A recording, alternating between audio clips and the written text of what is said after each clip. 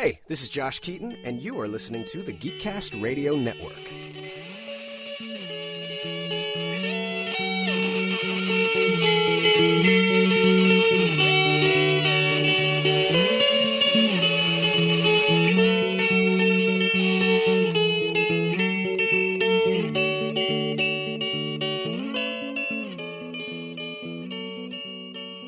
Hello and welcome to the Comic Concierge Podcast, a podcast that believes that comics are for everyone. The key is finding the right one. Today is another one of my concierge episodes where I bring someone on, I recommend a book to them, and we discuss it. This is actually a continuation episode, as back again to discuss Royal City is J. Duran from InSession Film. Welcome back, man.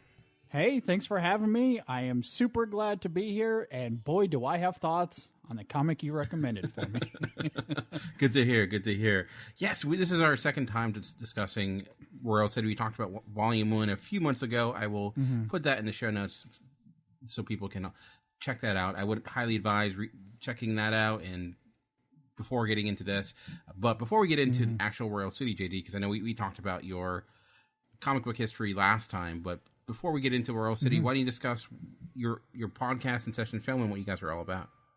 Yeah, so over at InSession Film, we talk movies, of course, and we have two versions of the show. On our main show, we talk about, the new releases, typically your bigger releases, a la your solos, your Deadpools, your Ocean's 8s. And we have top 3 lists and other fun banter for that show. And then we have our extra film podcast on Fridays, which is dedicated to your indie films, your art house films, or classics that we just don't have time for on our main show. So we do our best to, cover a nice little range there, because we're equally as interested in the Moonlights of the world as we are, the Infinity Wars, if you will. So, yeah, you guys definitely cover a lot and great discussion. It's to me one of the best and most consistent film podcast out there. So yeah, I appreciate highly recommend it. So you guys always have great discussion no matter what you're talking about. So definitely appreciate it. Yeah. So we're talking about Royal City because listening to your podcast and knowing your sensibilities, like I mentioned last time, I know you're big into especially stories that involve father and son dynamics and family dynamics. And we last volume we definitely got into that, but this volume is a little bit different. We actually go back in time and focus mostly on Tommy. We obviously know what happens to him in Volume 1, as his death is the major element that is hovering over the book, literally and figuratively. Now, looking at Volume 2, how did this work for you compared to Volume 1? Oh boy, Dan. I was very, very much moved by this comic, and a lot of it comes down to what you're saying in Volume 1. And I do think the two are very intimately tethered together. I don't think Volume 2 carries as much weight if you haven't read Volume 1. But going into this, having experienced Volume 1 and, the characters of Richie and Tara and Patrick, they are very much haunted by Tommy's death, as you're talking about. And I do think there's a lot of potency to that. And in this version, we get more perspective from Tommy before he died and what his life was like. And we come to find out that he is experiencing some physical pain. He's having these massive headaches and migraines that he just can't escape from. And on top of that, it's coupled with this depression, or this, he's just, miserable. He wants to get out of Royal City. He wants to have this life. But he's not exactly sure how to escape, Royal City. He's not exactly sure how to escape this melancholic feel that he is carrying with him. And so, he just feels like he is anchored down, and he's not exactly sure where to go. And there's so much about the exploration of that by Jeff Lemire that I find so poignant, and visceral and human. And I love how that connects back to Richie and Tara and Patrick, the younger versions of them, and, and how we see them interact with Tommy when he's alive. There's so much concise writing and storytelling from Jeff Lemire that makes not just a cohesive story, regarding this specific flashback that we're, witnessing, but it gives a lot more weight, I think, to volume 1 when you see, where these characters are and why they are haunted by Tommy's death. There's so much that volume 2 gives to that, with those specific characters that I quite love. But with Tommy specifically, there's so much going on with him that I was moved by, especially issue 7. I sent you a text earlier today. Issue 7 and issue 10 wrecked me. Both of those issues just emotionally destroyed me for reasons I'm sure we'll get into. As I'm rambling on here, I'm saying a lot of words to say. I quite love this, even though at the end of the day, I'm probably as depressed now as Tommy was in this comic. So yeah, we were talking beforehand. I'm like, next time we get you on, I got to get you more of a cheerful book, because this is not. It is dour. It is very dour. Yeah, and I think you make a good point about how this definitely informs the first volume, and I agree that I think it probably wouldn't have as much weight without that, but obviously that's the way that the story is told, and it's just interesting reading this volume and just seeing the relationship, all these all the brothers and sisters, Richie and Patrick, and what their relationship to Tommy, and just thinking back into the way they envision him currently. Especially the one that really caught my eye was Richie, because it was interesting going back and seeing the way they interact within this volume, because considering the fact that he sees him as a reflection of himself, he sees him as like very much an extension of who he is.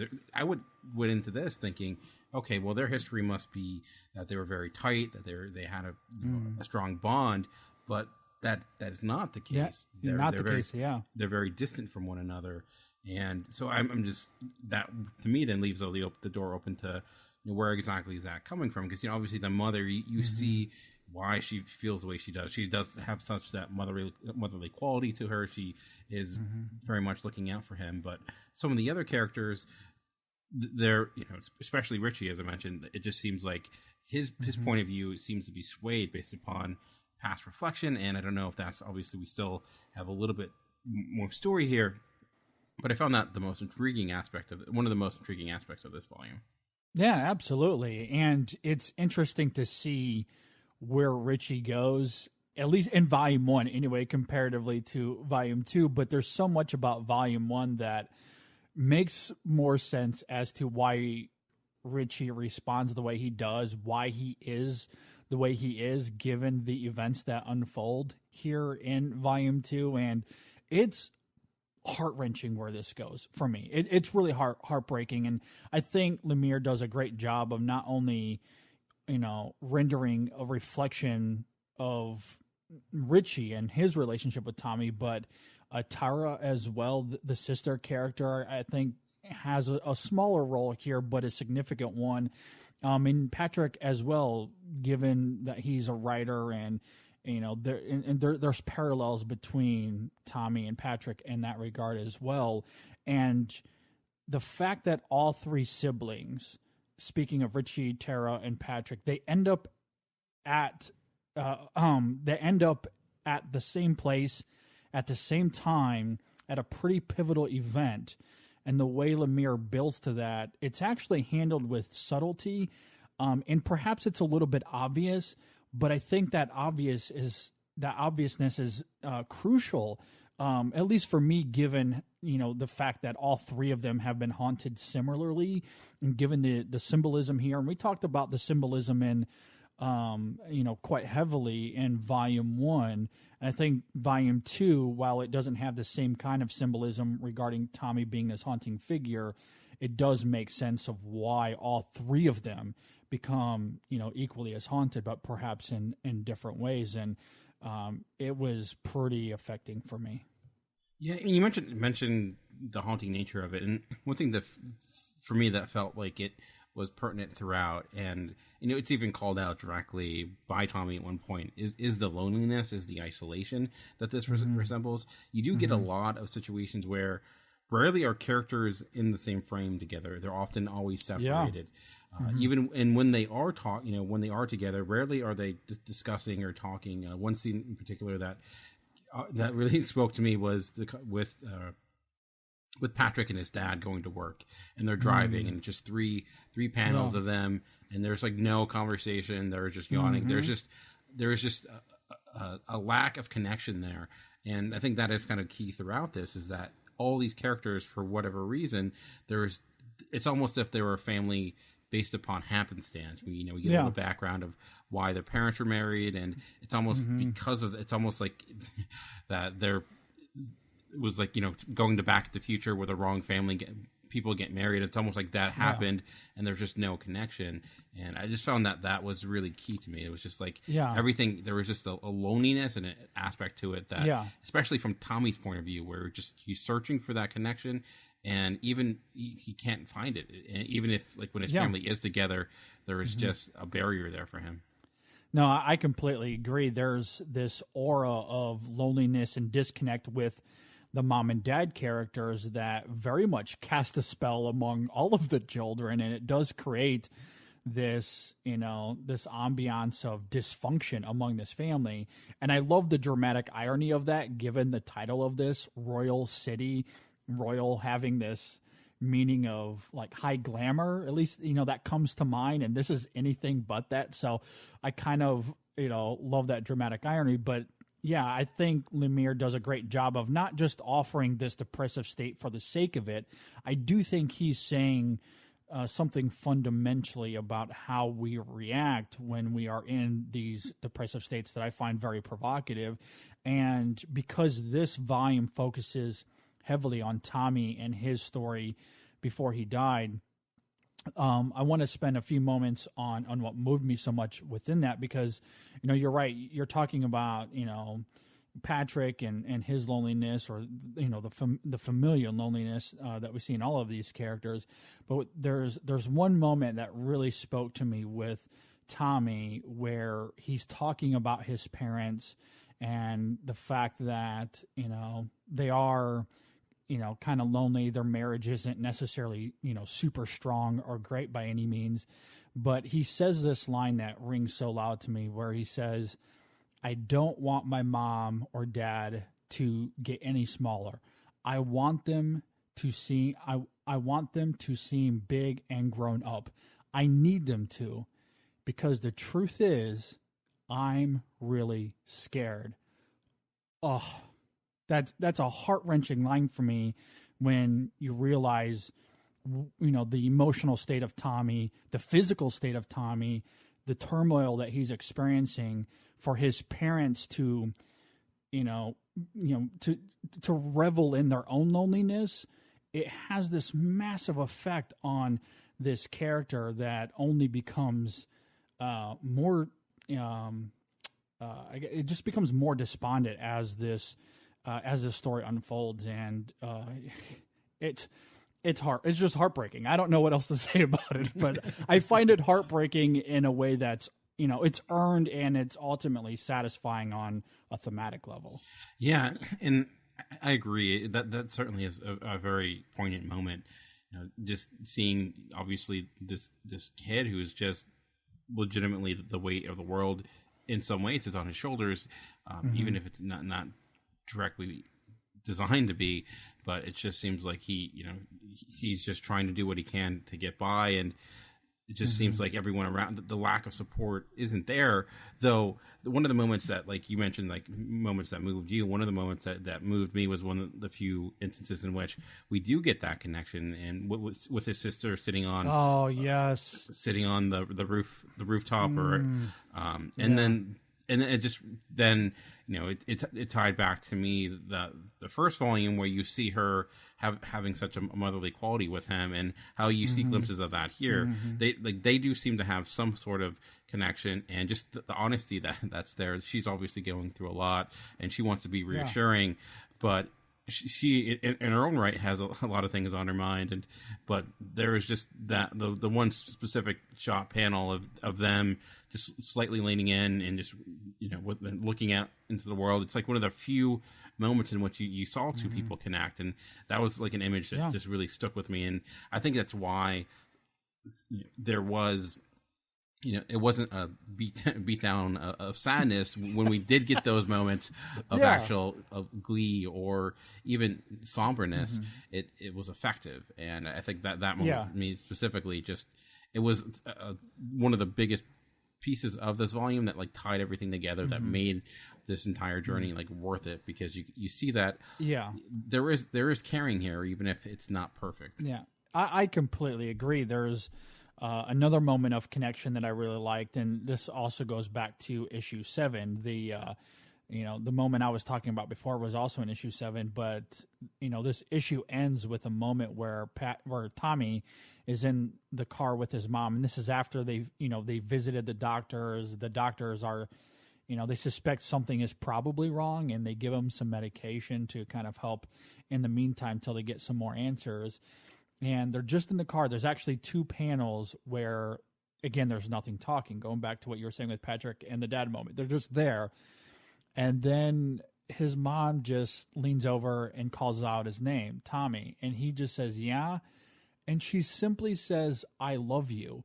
And it kind of ends on this really beautiful moment of connection. These 2 characters that hardly interact in this issue, and after seeing all of this familial dysfunction and depression, you get this moment of hopefulness that I found quite riveting. And I think it's pretty clear. I mean, perhaps, you can tell me if you feel differently, but I think it's pretty clear with this volume. It's still bridging what another part of this story that's going to come. So there's going to be a volume 3, and I imagine that we'll see, the mom, the dad, the siblings kind of respond to, the events of this and of course, volume 1. And I think you have to go to the extremes Lemire does here, given what he did in volume 1. And so there's something about the bleak nature of this volume, the fact that you get these little moments of connection here and there, which is great. I don't want it to get lost that, because we're talking a lot about how, this is a dour volume, and I don't want to dissuade people from reading it because of that, because I do think we're going to get to more of a hopeful resolution with these characters later on down the road. But I think you have to go to this territory, and I'm glad that Lemire never sways from that. I love that he sticks to those convictions. I think it makes for powerful storytelling. Yeah, and I definitely agree. And it's interesting you talk about, building to the next volume where there's more story here. And Lemire just recently indicated that there's going to be one more volume, volume 3, and he's going to end it there. And he actually intended it to be more of an ongoing. He thought it would go longer, but in writing the story and moving it, he felt that he actually came to an end point that it found itself, so he didn't want to keep going. But so it's kind of the aspect of comic book storytelling, how it's a little bit different in the sense of, you can have it, your end point isn't always determined. You think you have an idea where you want to go, but eventually things change. And so I'm curious to see like how this all wraps up. But you do make a good point that obviously, we're talking about the emotional impact of this, but it is not like, like I mentioned, it's not just, it's not exploiting the sadness. It earns it. And I think ultimately, especially with that first volume, you do care about these characters. There's just a human quality to them. And it's through that human quality that, we do see this loneliness. And I think that opens up the ability for it to be such a relatable story. Because I think we've all had those situations where, especially, this taking place with most of these characters in high school, just getting out of college, where it's just that lack of direction that you're just trying to find, and how that can impact you. So I agree that there are moments in here where, even if it's a connection that, we see connections that maybe aren't morally 100% correct in the sense of past loves coming up and the conversations that begin, but it just informs us about, it doesn't paint anyone out to be the villain, which I think I was concerned about with the first volume, but I think by this volume, we just see people for who they are. Yeah, absolutely. I think there's an argument to be made that Richie comes out the worst, but I think you could argue that in Volume 1 as well, though. I mean, there's just something about his personality that's different than everyone else's, but there's a consistency to it, and I respect that in Lemire's writing. And, you know, I think another reason this volume works, given its dour state, and not just the fact that we're going to build to something that will hopefully not be quite as bleak in Volume 3. I think it does make sense to end after 3 volumes. But it's just the overall storytelling here is just so concise, and it has a purpose. Like, I don't think there's a wasted frame in this entire comic. I think he interweaves all of these characters, the 3 siblings. Tommy gets the most focus, but you got the 3 siblings, the 2 parent characters as well. So we are bouncing back and forth a lot, but there's something about the pacing of all of that, and just the timing of everything comes together that makes sense. So even though it certainly is an emotional story, I feel like the through lines of all of these threads coming together are very stirring and evocative in a way that is earned, like you were saying. So you still engage with these characters. You're still interested to see where it all goes. And honestly, with Tommy himself, given the fact that, you know, we all know what happens to him physically, his arc here actually ends on a very beautiful note, on somewhat of an uplifting note. And I didn't expect that, but there's something kind of profound about that, I think. Yeah, that's a good point in the sense of it is built into that what we assume, or what we have learned, that eventual dread. And, you know, going into this volume, we knew where it ended up. We didn't know how or why, and we, you know, get some early hints, obviously, with his health concerns, and putting the pieces together, thinking of how we get there. Though I think the expediency into which it seems like we're getting there was quicker than expected. But you do make a good point to the sense of where you're thinking it would be building to this ultimate moment of just tragedy, in which it is there, but there is some sort of completion there. There is that longingness is just at least put to aside for a moment, and making it almost, you know, making it not worthy, but worth this journey, because there is something tangible that occurs, and he isn't completely lost, even if it's just for that moment. Yeah, no, I completely agree. I mean, even though, I mean, there's heavy foreshadowing going on for sure. I mean, you can see where this is going to go. I mean, and even without that foreshadowing, I mean, we all know where this is going to go, given what we know about Tommy in Volume 1. But again, I think there's something about that storytelling that I find really striking in how it all works here. And I love that it kind of ends on this symbolic moment, like this thematic moment with Tommy, instead of relishing in the fact that, oh, here's this dreadful moment we all know that's coming. And, Lemire kind of avoids all of that to, again, tap into something that is human, something that a lot of us can relate with. And given Tommy's arc and, this loneliness that he's feeling, for it to end on a note that is kind of the antithesis to that, I find really evocative. Like I said, I'm kind of curious what you thought of the artwork here. We talked about that in Volume 1, and I quite loved it. I think it's obviously a very similar style. I feel like, I haven't read Volume 1 since we talked about it last, but from my recollection, I feel like the artwork here is a little bit darker at times, darker colors, to kind of, represent the mood of this version. But overall, I still really love the artwork here. I'm curious what you thought. Yeah, I really do. And I feel like with this volume, and it could just be me not misremembering, but I feel like when it comes to his panel layouts and stuff like that, he's playing with it a lot more. For sure. Like, and there's obviously a lot of the continuous motifs that we keep seeing with how music is often portrayed with that like wavy line, and also just like there's some really, I think, specific moments in this too, how it even like transitions to like legitimate like notebook design where which again just makes you realize that this perspective of this volume is coming from Tommy, even if he's not really within the story at the moment. But and yeah, I like the handwriting, like the actual like words on the page, mimics like handwriting. Yeah. Yeah, I felt like I know Lemire's style is not for everyone because it's got somewhat of a sketch like quality to it, but it speaks to me, and I feel like the aesthetic of it fits with the story specifically, and especially the watercoloring. There is the runniness to it in a way, like it's fitting. It fits with the mood of the book, and a lot of like sometimes Lemire does black and white, which he did with Essex County, which is his first book. But I felt like with this, the coloring I think plays a huge role, especially as we're within these two periods, in the 90s and present day. I do think the color palette is a little bit different.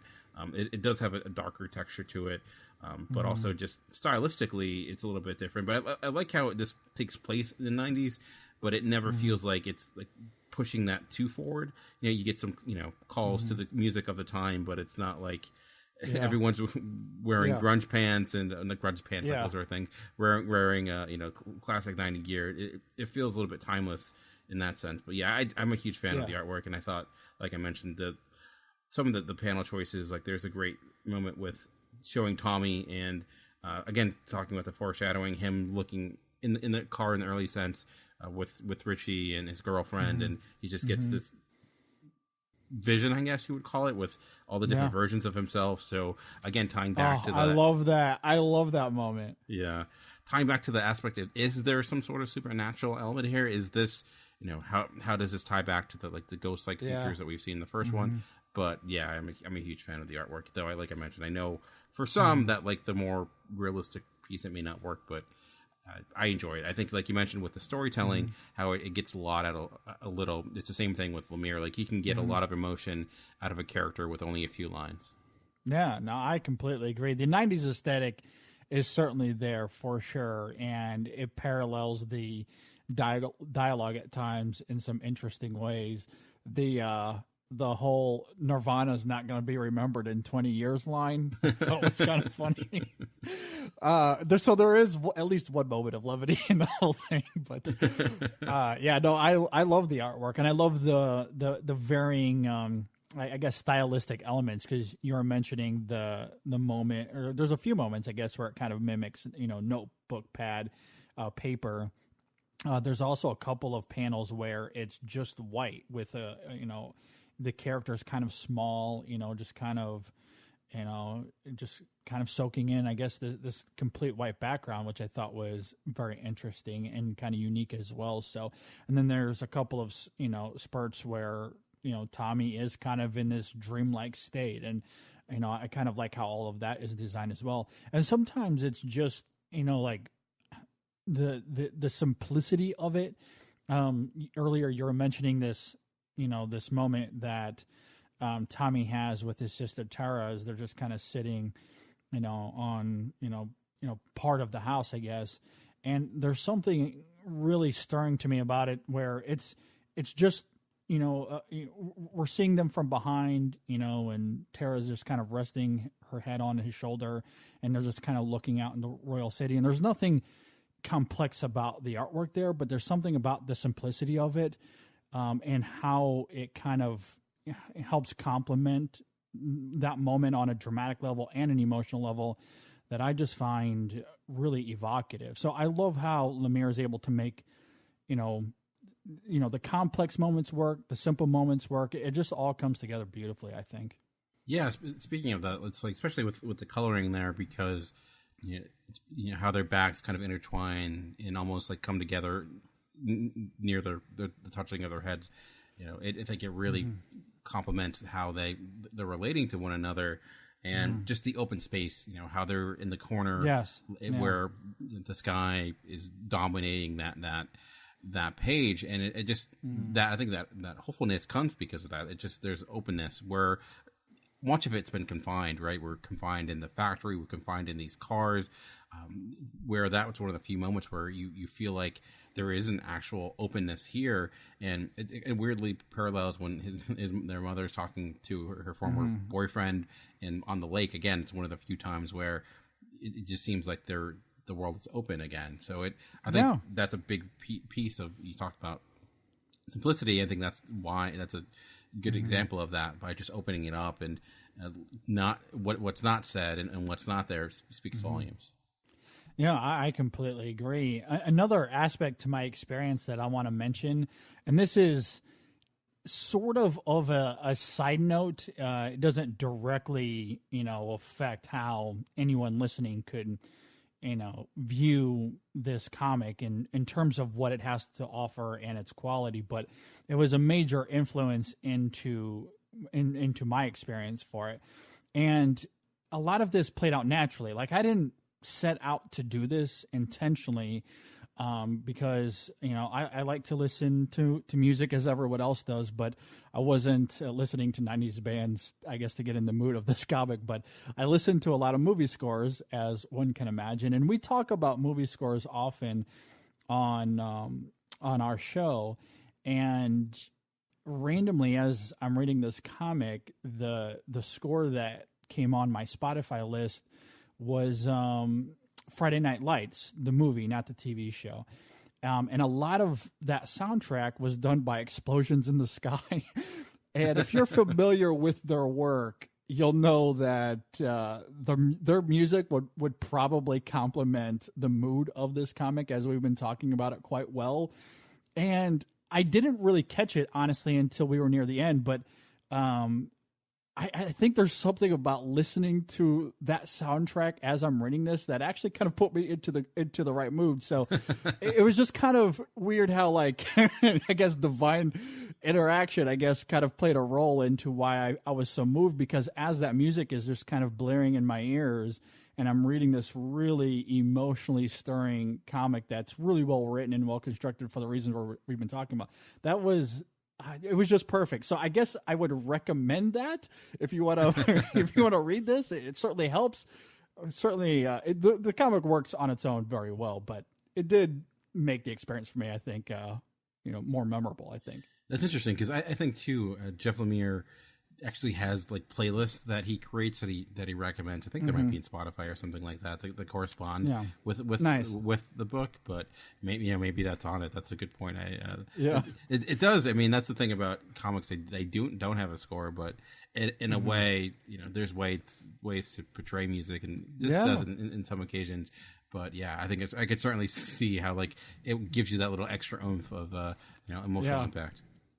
Yeah. So basically, that was a long spiel to say that movie scores can be effective, and that is because I wasn't even thinking about it. It just kind of something that happened. It was like, man, I'm finding myself really moved, and then I was like, oh, I'm kind of listening to this music that I think is helping a lot. So, nice. But it's also I don't want it to get lost that it's also the writing of Lemire's work here is what makes it more affecting than anything else. But I thought that was an interesting side note. Yeah, very not serendipitous, maybe, I don't know the word for it, but very cool. Was there anything else you wanted to talk about before we bring this episode to a close?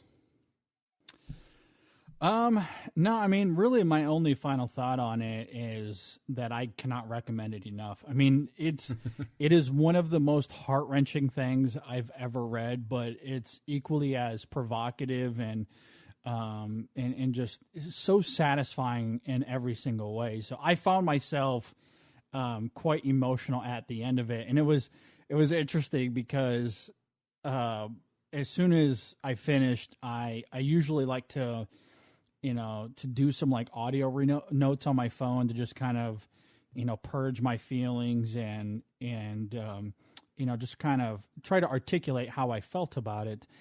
And I struggled to do that exercise this time around.